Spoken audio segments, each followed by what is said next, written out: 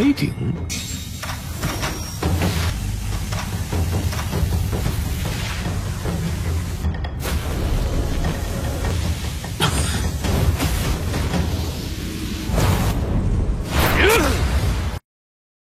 Halo semuanya, selamat datang di Ruang Film. Bagaimana kabar kalian semua? Semoga selalu sehat dan baik-baik saja. Sesuai jadwal, jadi pada hari ini kita akan membahas Donghua Martial Master episode 331 sampai 340. Di bagian sebelumnya, Qin-Chen dan yang lainnya telah memasuki alam rahasia iblis surgawi. Sampainya di dalam alam itu, Qin-Chen terlempar dan terpisah dari teman-temannya, sehingga dia pun memutuskan untuk mencarinya. Sewaktu Qin-Chen melakukan pencarian, ia pun tahu kalau teman-temannya ternyata sedang dikepung oleh para praktisi dari dinasti Qian. Otomatis Qin-Chen langsung menolong mereka. Ia berhasil menghabisi jenius dari dinasti Qian, yaitu Shen Yuchen, serta beberapa bawahan Shen Yuchen lainnya.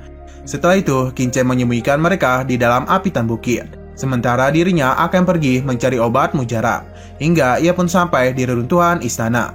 Di sana, ia sempat mendapatkan kristal iblis yang berbentuk besar, dan juga beberapa obat mujarab. Selain itu, Qin-Chen juga mencoba menyamar dengan mengubah wajahnya, supaya dia itu dapat memasuki sebuah kolam iblis. Di sana juga terlihat cekcok antara 7 dinasti utama dengan dinasti menengah dan bawah.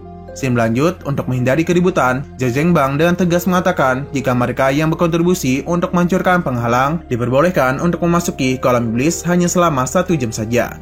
Kemudian mereka semua pun bergegas memasuki kolam iblis untuk segera berkultivasi. 1个时辰后再动手，先修炼。肥呀！ Di sana juga ada salah satu dari mereka yang melihat kristal iblis dan secara diam-diam mencoba mengambilnya. Sayangnya usahanya itu diketahui oleh Zhao Zhengbang, sehingga Zhao Zhengbang pun langsung menghabisinya di tempat.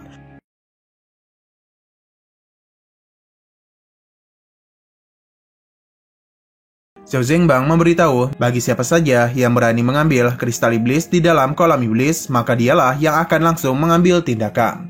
Selama Qin-Chen berkultivasi, dia itu malah mengambil semua kristal yang ada di dalam kolam iblis secara diam-diam, yang mana hal itu dia lakukan dengan menggunakan serangga miliknya.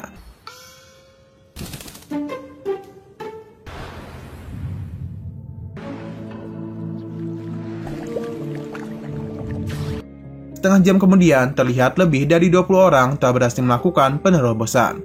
Bahkan, Leng Wushuang dan Li Tianti juga menerobos ke ranah Martial King setengah langkah. Tak begitu lama, 1 jam pun telah berlalu. Karena waktu mereka sudah habis, Liu Yuancheng pun menyuruh mereka untuk segera keluar dari kolam iblis. Di saat yang bersamaan, Liu Yuancheng juga menyadari kalau kristal iblis yang ada di kolam iblis telah menghilang begitu saja. Maka dari itulah Zhao Zhengbang memerintahkan kepada Liu Yuancheng untuk mengumpulkan semua orang. Sesudah itu, Zhao Zhengbang pun menyuruh Liu Yuancheng untuk memeriksa cincin penyimpanan yang ada pada semua orang di kolam iblis. Hal itu dilakukan agar bisa mengetahui siapa pencurinya. Namun hal demikian ditentang oleh 2 praktisi dari dinasti kelas menengah dan juga bawah. Mereka malah mencurigai bahwa jenius dari 7 dinasti utama sengaja mencoba mengelabui semua orang agar bisa mendapatkan cincin penyimpanan mereka. Tak terima dan tuduhan tersebut, Heng Tianzhou pun langsung menyerang dan menghabisi mereka berdua. Karena pelakuan yang tidak pantas dilakukan oleh Heng Tianzhou, beberapa dari mereka juga mencoba menyerang 7 dinasti utama. Sehingga terjadilah kekacauan antara 7 dinasti utama dengan dinasti kelas menengah dan juga bawah. Di kolam itu, para jenius 7 dinasti utama langsung menyerang mereka secara brutal.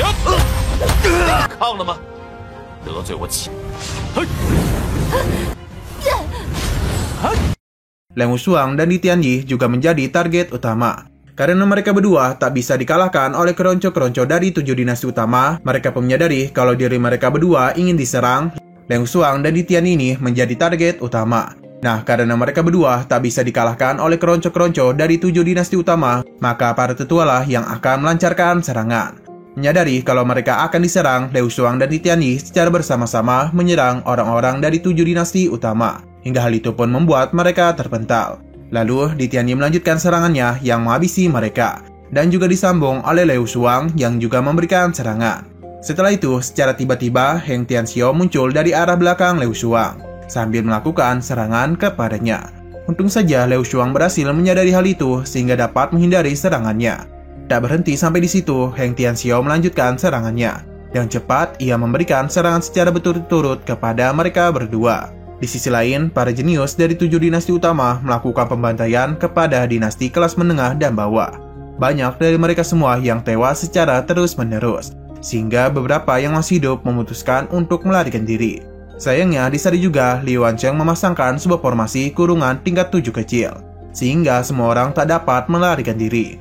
Karena melarikan diri saja tak bisa, mereka semua pun memutuskan untuk kembali melawan jenius dari 7 dinasti utama. Sementara itu, Di Tianyi dan Liu Shuang sudah terpojok akibat diserang terus-menerus oleh Heng Tianxiao. Tapi di saat yang bersamaan, Qin Chen langsung menolong mereka berdua dengan menggunakan senjata yang baru saja ia dapatkan. Setelah itu, terjadilah pertarungan antara Qin Chen dan Heng Tianxiao. Hanya dengan menggunakan senjata segel pengguncang langit, Heng Tianxiao pun dibuat kewalahan oleh Qin Chen.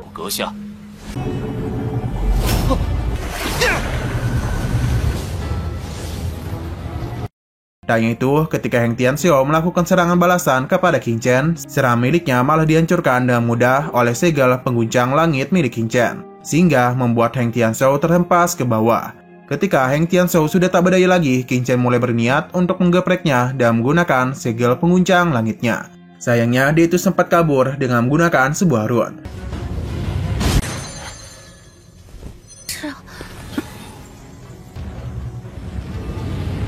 Kemudian Qin Chen mencoba menghancurkan formasi Liu Wancheng dan memimpin semua orang agar mengikuti dirinya untuk kabur dari kolam iblis. Karena formasinya nyaris saja hancur, Liu Wancheng pun memperkuat formasinya dan menambahkan beberapa bender formasi. Akan tetapi hal demikian percuma saja. Qin Chen juga menambahkan kekuatan pada senjatanya, yang akhirnya formasi kurungan tingkat 7 kecil berhasil dihancurkan oleh Qin Chen. Setelah itu, jenius dari 7 dinasti teratas berusaha untuk menghentikan semua orang yang mencoba untuk kabur. Usaha mereka juga dihalangi oleh Qin Chen dengan senjata segel pengguncang langit. Melihat hal demikian, Zhao Zhengbang pun terlihat sangat kesal. Ia langsung mengeluarkan senjatanya yang berupa mangkuk emas dan menyerang Qin Chen. Begitu pula, Qin Chen juga menahan serangan dari Zhao Zhengbang dan menggunakan senjata segel pengguncang langit. Yang mana hal itu membuat senjata milik Zhao Zhengbang terpental jauh. Di saat yang bersamaan, Qin Chen menyuruh Liu Shuang dan Di Tianyi untuk pergi terlebih dahulu. Qin Chen kemudian berusaha untuk mengambil mangkok emas milik Zhao Zhengbang, sehingga Qin Chen dan Zhao Zhengbang pun saling beradu kekuatan mental untuk merebutkan mangkok emas tersebut. Di saat itu, Qin Chen menyadari kalau kekuatan mental lawannya berada di puncak tingkat 6, dan pada akhirnya Qin Chen dapat merebut mangkok emas dari Zhao Zhengbang.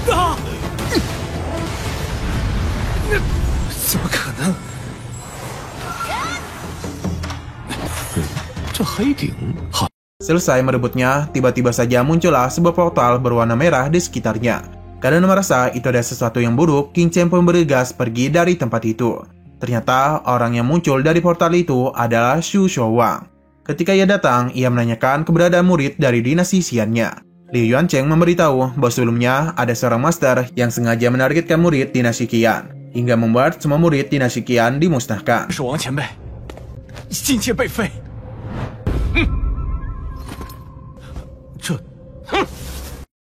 Kemudian Xu Shouwang mencekik seseorang sambil menanyakan mengenai apa yang sedang mereka rebutkan.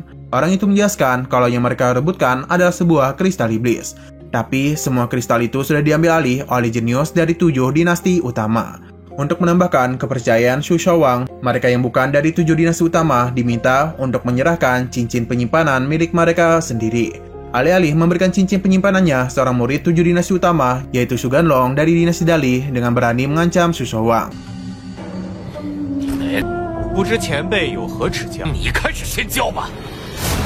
Xu Shouwang pun tanpa ragu menyerangnya dan tentakel miliknya. Hal itu pun membuat Su Ganlong tewas di tempat.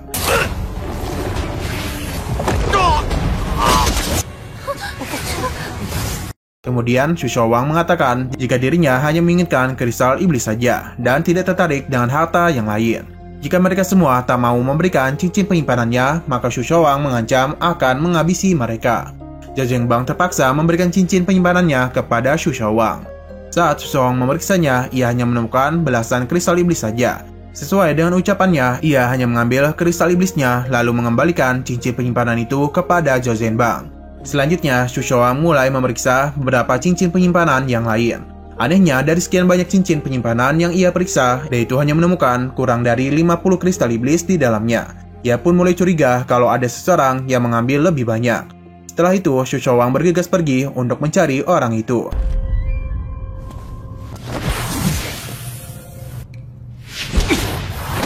Di tengah perjalanan, ia menggunakan sebuah rune untuk mencari jejak orang tersebut. Sudah rune menemukannya, ia segera pergi ke arah yang ditunjukkan oleh rune miliknya. Zhao Zhengbang terlihat tiba di tempat Shu Shouwang barusan. Ia juga merasakan fluktuasi esensi sejati, yang membuatnya berpikir bahwa Shu Shouwang melewati jalan itu. Ia pun menggunakan sebuah rune untuk memberikan pesan kepada leluhurnya, dan berharap leluhurnya itu bisa mengutus seseorang untuk menghampirinya.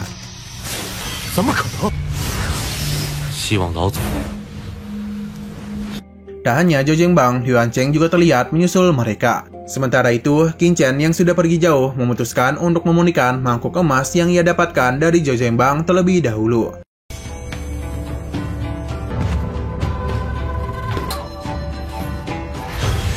Tak lama kemudian, ia merasakan kalau ada seseorang yang telah mendekat. Dan mana saja saat orang itu tiba, ternyata dia ada Shu Shouwang. Baru saja tiba, Shu Shouwang langsung menyerang Qin Chen dengan tentakelnya. Otomatis, Qin Chen segera menahan serangan itu dan menggunakan mangkuk emas miliknya. Kemudian dia menggunakan tangan satunya untuk menghancurkan tentakel itu, hingga membuat lengannya tergores.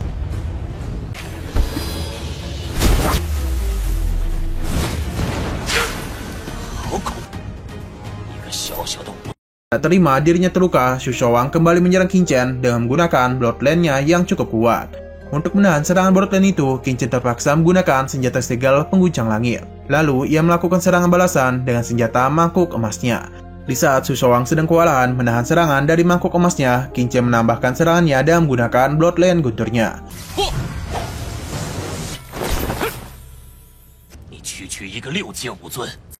Selanjutnya, Shu Shouwang memberikan serangan berupa jurus tangan darah penutup langit yang membuat pertahanannya hancur.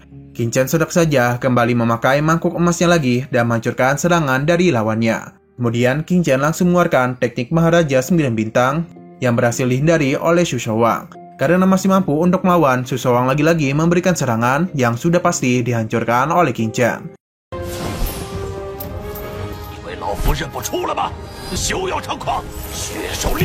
Di saat yang bersamaan, Qin Chen menggunakan teknik badai mentalnya. Ketika Shu Shouwang sedang oleng, Qin Chen pun dengan cepat melakukan serangan dengan pedang bekaratnya. Meskipun Shu Shouwang sempat memakai tubuh iblis darahnya, dia itu sama sekali tak dapat menahan serangan itu. Hingga pada akhirnya ia pun terpental. Walaupun begitu, Shu Shouwang kembali bangkit dan langsung memberikan serangan jari cahaya darah ke arah Qin Chen. Kali ini Qin Chen cukup kewalahan untuk menahan serangan itu, yang mana hal ini membuatnya sedikit termundur.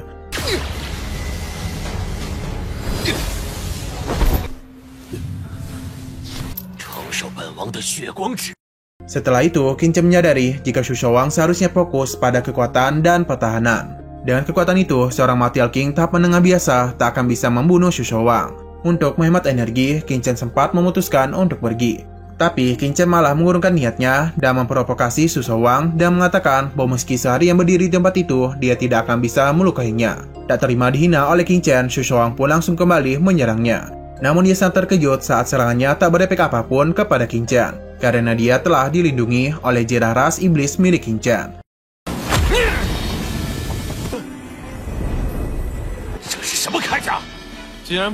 Setelah itu, Qin Chen pun memutuskan untuk pergi meninggalkannya. Sedangkan Shu Shouwang tak ingin mengejarnya. Dia berencana akan menyerap kristal iblis dan mencapai Martial King tahap menengah terlebih dahulu.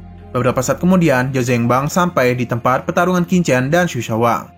Setelah mencoba mendeteksinya, ia pun merasakan napas dari Shu Shouwang yang memiliki julukan Raja Tangan Darah. Di sisi lain, Qin Chen juga menyadari kalau praktisi dari 7 dinasti utama akan berdatangan, sehingga ia pun memutuskan untuk menerobos ke ranah Martial King setengah langkah terlebih dahulu. Dan menyerap kristal iblis yang ia dapatkan. Akhirnya, ia pun mencapai puncak Martial King setengah langkah.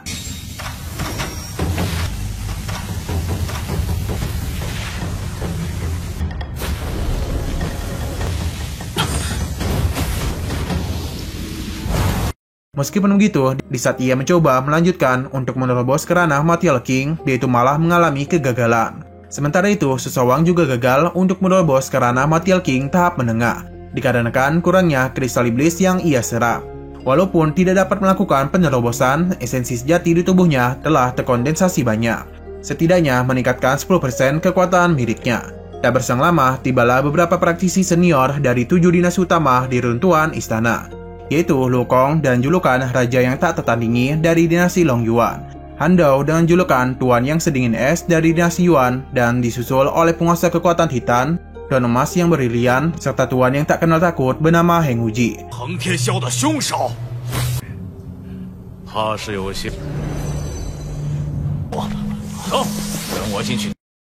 Ia mulai menyadari mengapa tak bisa menerobos ke ranah Material King. Itu karena pemahaman kehidupan sebelumnya jelas berbeda. Karena jika ingin menerobos ke ranah Material King di kehidupan sekarang, ia harus memahami keadaan bela diri yang baru agar bisa mendapatkan pengakuan dari kehendak langit dan bumi, lalu ditransformasikan menjadi esensi sejati. Lalu Qin Chen berencana untuk melihat tempat yang ada di ujung peta reruntuhan istana. Di tengah perjalanan, Qin Chen bertemu dengan puluhan jiwa gentayangan yang mencoba menyerang dirinya. Meskipun ia menghabisi mereka terus-menerus, tapi jiwa gentayangan terus-menerus bermunculan.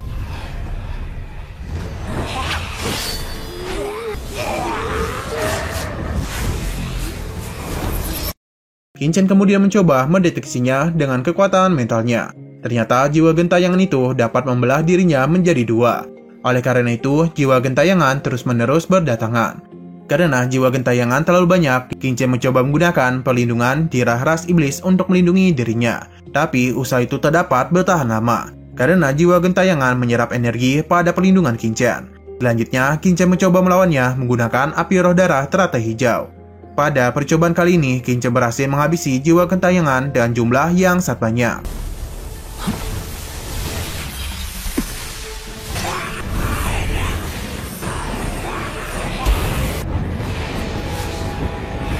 Di sisi lain, terlihat Su Showang juga diserang oleh beberapa jiwa gentayangan.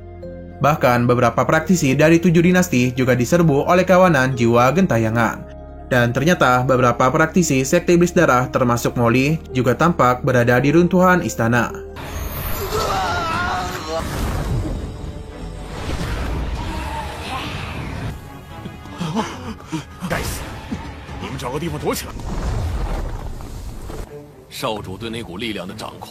Kembali lagi kepada Qin Chen. Dia ini akhirnya sampai di ujung peta runtuhan istana.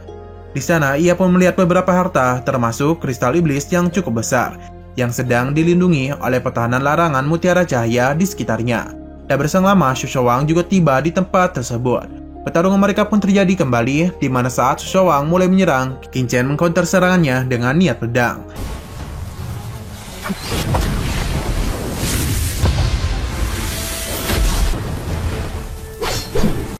Kemudian Qin Chen memunculkan beberapa klonnya untuk menyerang Su Showang. Su Showang juga menggunakan pertahanan untuk menahan serangan dari klon Qin Chen.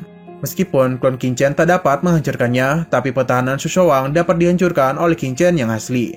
Hingga hal itu membuatnya tertebas dan terpental. Tak berhenti sampai di situ, Qin Chen kemudian memakai harta segel penguncang langitnya untuk menghancurkan serangan Su Showang.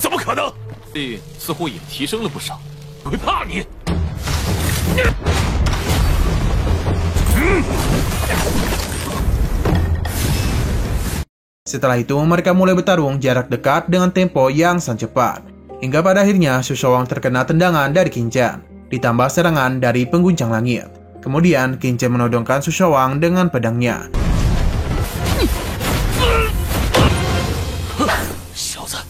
Pada saat itu, Su Showang tak bisa lagi melakukan serangan, sehingga ia menawarkan kerjasama dengan Qin Chen untuk menghancurkan pertahanan larangan mutiara cahaya. Dengan kata lain, mereka bisa mendapatkan hartanya sebelum praktisi dari 7 dinasti utama tiba.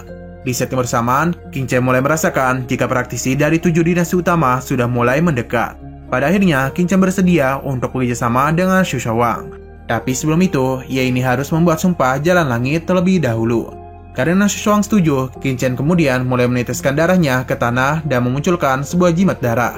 Ia juga menyuruh Su Showang untuk memasukkan esensi darahnya ke jimat darah itu. Lalu Su Showang menyambungnya dan mengucapkan sebuah sumpah. Qin Chen juga menambahkan kata-kata sumpahnya, yang mana jika Su Showang melanggarnya, maka dia itu akan disambar oleh 5 guntur dan mati mengenaskan.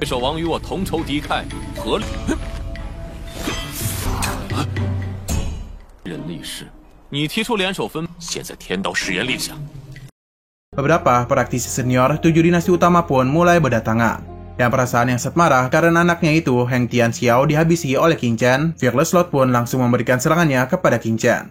Melihat hal itu, Su Shouang pun terpaksa melindungi Qin Chen dari serangannya.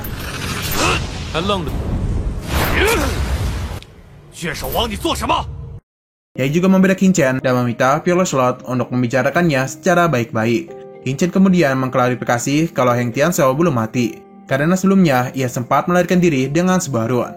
Dan Qin Chen hanya membuat tangannya patah saja. Mereka juga sempat kebingungan karena melihat tingkah laku Su Shouang yang cukup aneh. Apalagi ia juga selalu membela Qin Chen. Tuan yang sedingin es kemudian langsung mencoba menghancurkan pertahanan larangan Mutiara Cahaya untuk mengambil harta di tempat itu. Sayangnya, usaha dari Tuan yang sedingin es masih belum bisa menghancurkannya. Bahkan, serangan dari para lord lainnya juga tak cukup kuat untuk membuat pertahanan larangan Mutiara Cahaya hancur. Tuan yang tak tertandingi sangat terkagum ketika melihat sebuah kristal iblis yang sangat besar. Menurutnya, jika salah satu dari mereka menyerapnya, maka dapat membuat mereka menerobos Material King tahap menengah. Hanya itu, di sana juga ada Sleep Giok yang memiliki aura misterius di sekitarnya. Menurutnya, Giok itu adalah keterampilan tingkat langit. Karena semua harta di tempat itu sangatlah berharga, Tuan yang tak tertandingi pun menyarankan agar lebih baik masing-masing dari mereka memilih satu harta saja untuk menghindari perselisihan. Jika pilihan mereka sama, maka bisa untuk bernegosiasi.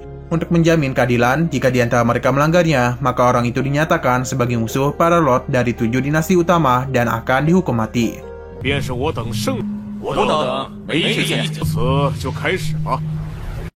Setelah itu, mereka semua secara bersama-sama menghancurkan pertahanan larangan Mutiara Cahaya. Sudah dihancurkan, Qin Chen menyadari kalau harta berupa Sleep Giok itu pernah dia lihat di tempat larang di kehidupan sebelumnya. Ia berpikir jika Sleep Giok itu sebenarnya memiliki hubungan dengan tanah terlarang. Lalu, Titan Force Lord pun langsung dan cepat mengklaim jika harta berupa kristal iblis yang sangat besar itu adalah miliknya. Di saat yang bersamaan, Tuan yang sedingin es juga menginginkan kristal iblis itu. Karena terjadi perselisihan, maka terjadilah pertarungan antara mereka berdua. Pada awalnya, serangan dari Tuan yang sedingin es dapat dihindari dengan mudah oleh Titan Force Lord. Bahkan saat Tuan yang sedingin es menggunakan jurus tarian es mutlak, serangan itu mampu dihancurkannya dengan palu penghancur langit. Adapun serangan dari Tuan yang sedingin es juga mampu menghancurkan pertahanan dari palu pelindung milik Titan Force Lord. Tapi pada saat Tuan yang sedingin es menggunakan jurus tekanan puncak es, serangan itu dapat dihancurkan dengan mudah oleh Force Titan Rod. Bahkan sampai membuat Tuan yang sedingin es terhempas.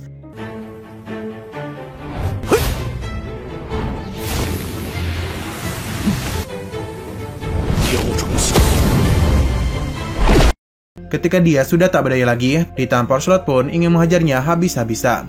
Namun usahanya itu digagalkan oleh Tuan yang tak tertandingi. Ia mengatakan kalau mereka semua sudah sepakat untuk memilih harta secara rahasia dan melakukan negosiasi secara bersama-sama. Force Titan Lord tetap saja ngotot ingin mengambil kristal iblis. Ia mengatakan jika ada orang yang ingin mengambilnya, maka harus berhadapan dengan dirinya. Karena ia bersikeras untuk mengambil kristal iblis, Tuan yang tak tertandingi pun memutuskan untuk membiarkannya mengambil kristal itu. Kemudian Qin Chen langsung mengamankan harta kedua, yaitu Sleep Giok. Aksi Qin Chen juga didukung oleh Su Shouang. Sebagai Tuan yang tak tertandingi, ia pun menyuruh mereka semua untuk menghargai keputusan yang diberikan oleh Su Shouang. Karena dia itu adalah Raja Tangan Darah.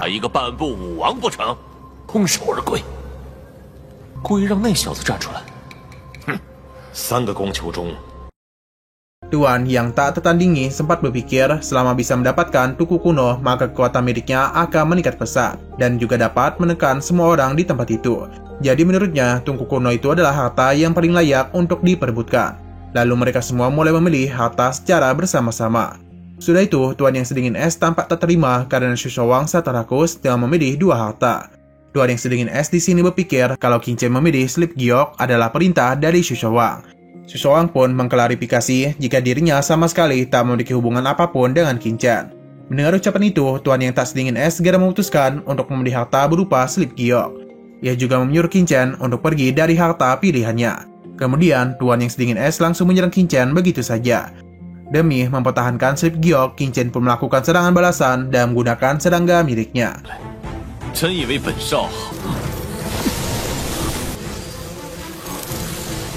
Tuan yang sedingin es pun sontak bergegas menghancurkan serangga-serangga itu. Selain itu, serangan dari Qin Chen juga ia hancurkan dan serangan es surgawi dan salju bumi miliknya. Tak berselang lama, serangga-serangga Qin Chen kembali berterbangan menuju Tuan yang sedingin es. sehingga ia pun mencoba untuk menyerang serangga itu lagi dengan jurus es pengguncang langit. Sayangnya, walaupun serangga milik King Chen sempat diserang oleh tuan yang sedingin es, akan tetapi serangga itu kembali bangkit dan melancarkan serangan. Nah, sayang sekali episode pada hari ini harus bersambung dulu. Oke, sekian dulu pada video kali ini. Untuk video selanjutnya akan segera hadir. Jadi bagi kalian yang ingin mengikuti series ini, langsung klik subscribe dan aktifkan loncengnya. Oke, terima kasih yang sudah menonton video sampai habis. Jika kalian suka pada video ini, klik like dan share ke teman-teman kalian tentang channel ini. Dan ditunggu aja kelanjutannya. Oke, sampai jumpa di video selanjutnya.